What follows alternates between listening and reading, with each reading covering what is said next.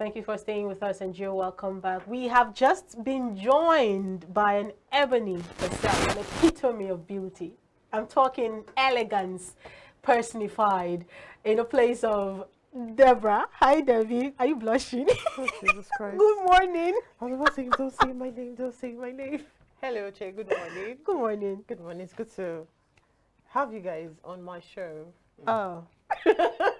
I like see. the sound of that. I'm fine. I'm good. Good morning, Josh. Good morning. Well, it's social media buzz, and I have a lot of stories packed for us, both good, both bad, and yeah, and also have to like see what Nigerians are actually saying about the stories.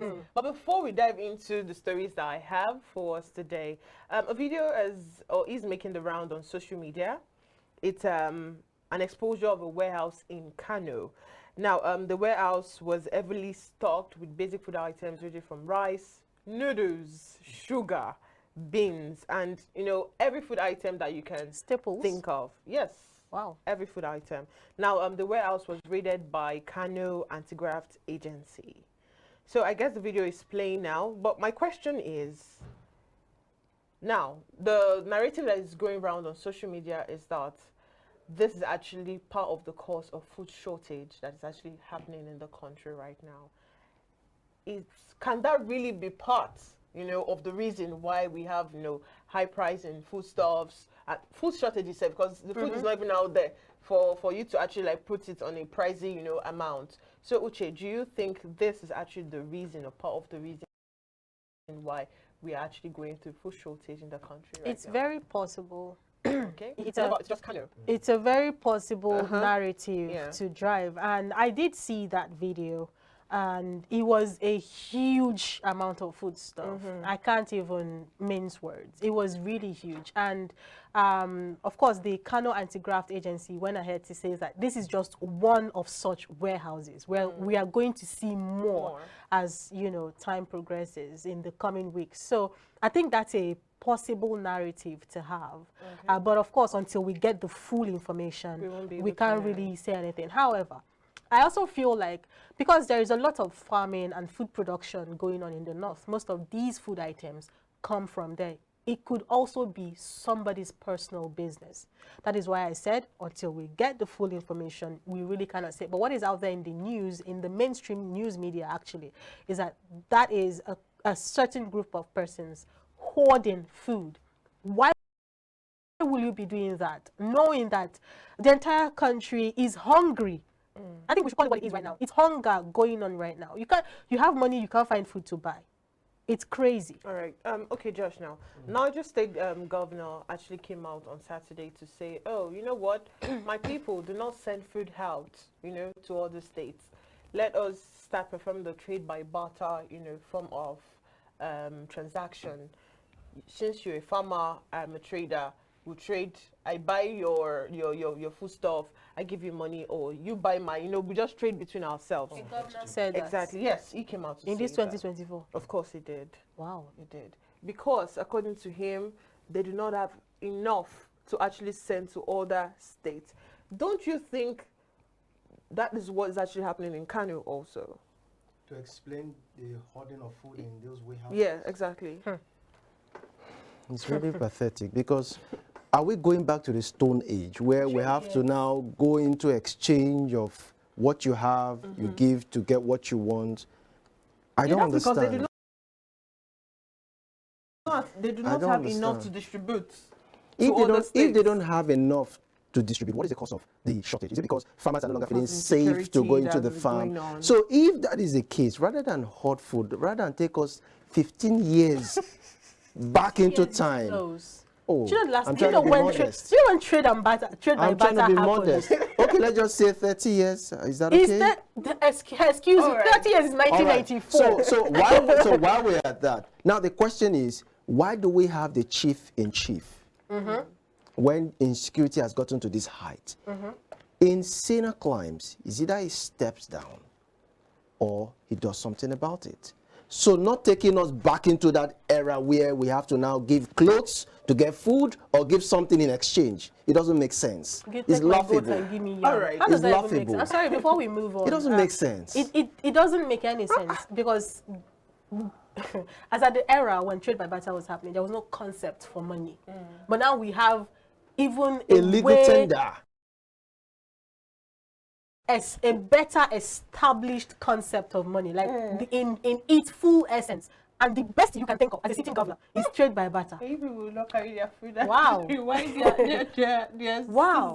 We really hungry. did get it right this past election. Anyways, speaking about money, speaking about legal tender, the ongoing trial of former Central Bank of Nigeria Governor Godwin Emefiele took a dramatic turn yesterday as the first prosecution witness, Ogao Michael, revealed startling details of how Emefiele allegedly approved the payment of $6,230 for international election observers during the 2023 general elections. Do you know how much that is in That's naira? 9 billion naira. That's about 9-point-something billion naira. Yeah.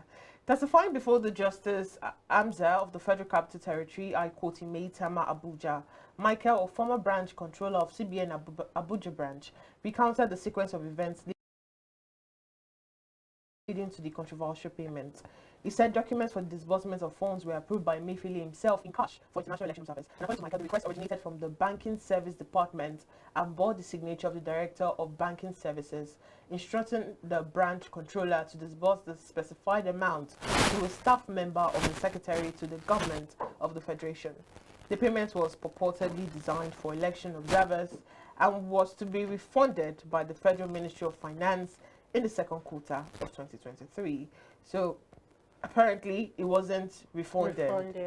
All right, let's take a look at what Nigerian is saying. The first reaction says Godwin Emefiele Day Court, Muhammad Buhari Day House, power pass power. What's the business of the Nigerian government with funding international election observers? Seems we have unwritten immunity for ex-president. There is none who shouldn't have their day in court. The next reaction. Any fix in Nigeria that does not arrest Buhari is just a charade. LOL.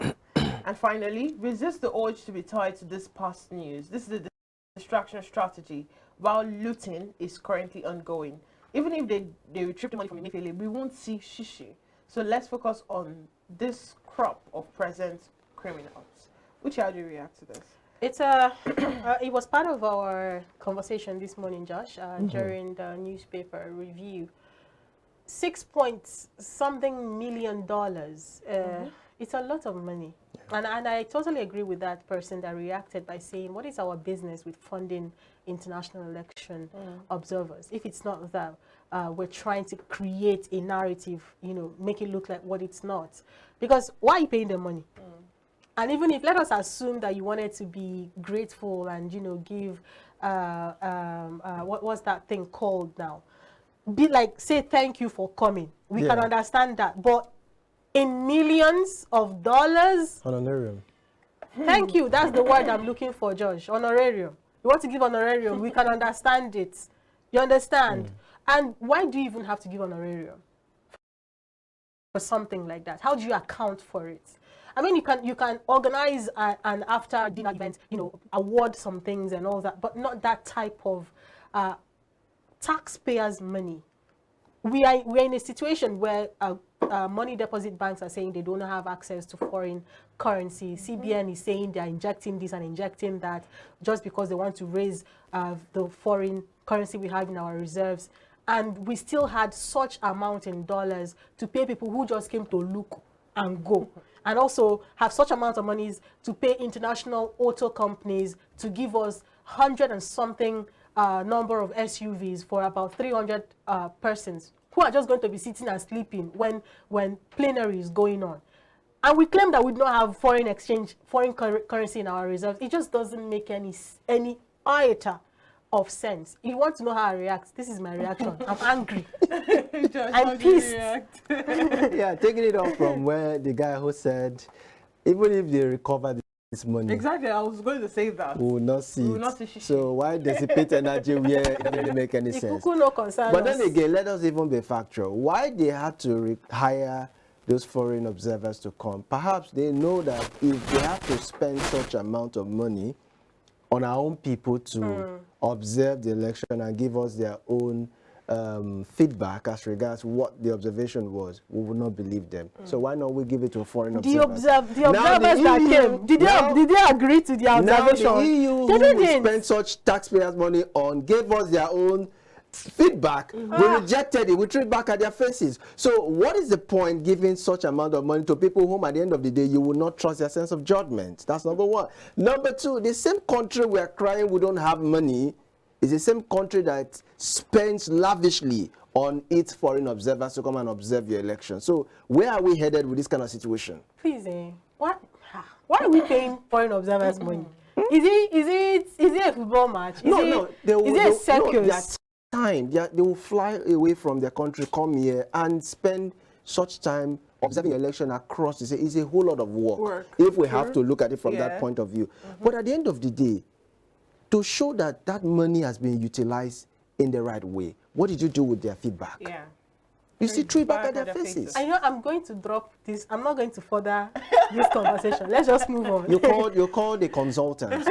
You called a consultant. Perhaps, maybe an auditor to come and do proper auditing. Yes, you might have your internal auditor, but just come and do some proper auditing. Do your balancing and checks. And tells you this is what he has come up with. He said, you throw it back at his face. It doesn't make any sense. I'm not going to accept this. Uche. Let's move on. Nigeria is an entity. It's like a business.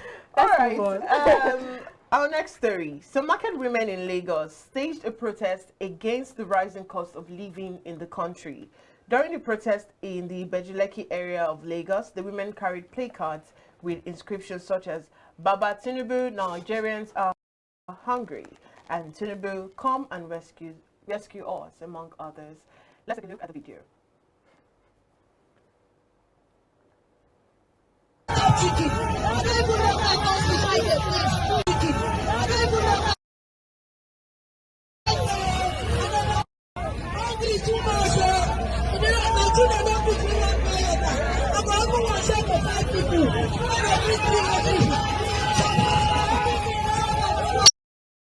All right, let's take a look at some of the reaction from Nigerians.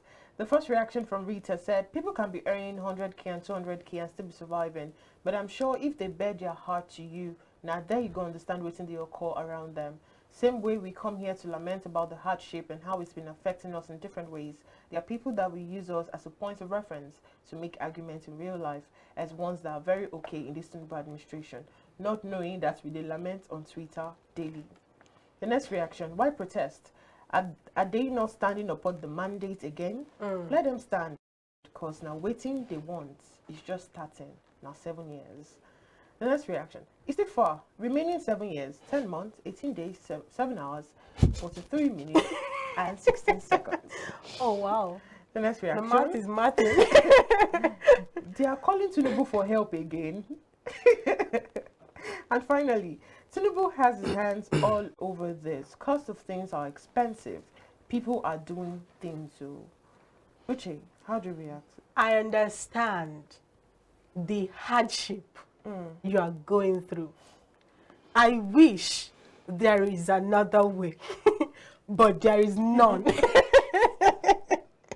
All of us, we are going to stand on this mandate and remain standing. Shaggy. We're all standing. Are we ready to actually go through the things that actually comes with standing on this mandate? Excuse you, what do you mean? Okay, because the rate of insecurity has increased. Oh no! A lady on Twitter yesterday came out to lament. Apparently, she and her family were robbed yesterday. With the look of things and how things are going, robbery is going to be the order of the day. So I'm asking you, since we are all going to be standing on the mandate to change, are you ready? Come, do you have another mandate? let's recite that anthem that no, we're not doing that. The minister of FCT did. On your mandate. On your mandate. Okay, but we're laughing, but it's actually not funny. Yeah.